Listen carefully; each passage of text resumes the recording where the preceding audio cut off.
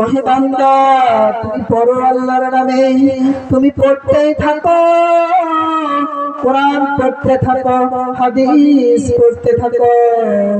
এখানেই তোমাদের হেদায়েত রয়েছে, যে হেদায়েত তুমি এখান থেকে নিবে, যেখানে আল্লাহ রাব্বুল আলামিন জানিয়ে দিলেন, আমি এমন একটি বাণী তোমাদের জন্য দিয়েছি, যে বাণীটা তোমরা পড়লে, যে বাণীটা তোমরা শিখলে, যে বাণী থেকে তোমরা হেদায়েত নিলে, তোমরা কখনো পথভ্রষ্ট হবে না।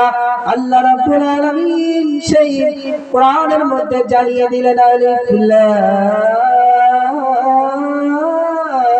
মিম যালিকাল কিতাবু লা রাইবা ফীহি হুদাল লিল মুত্তাকিন। আমি এমন একটি কিতাব দিয়েছি, এমন একটি কোরআন দিয়েছি, যে কোরআনের মধ্যে কোনো ভুল নাই, ভুলের অবকাশ নাই, যেখানে কোনো সন্দেহ নাই। সেই কোরআন তোমাদেরকে পড়তে দিয়েছি।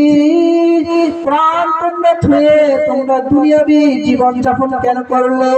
সেই জন্য তো আল্লাহ পাক রব্বুল আলামিন বললেন, সকল মানুষ ধ্বংসের মধ্যে নিমজ্জিত, সকল মানুষ কষ্ট ক্ষতির মধ্যে নিমজ্জিত।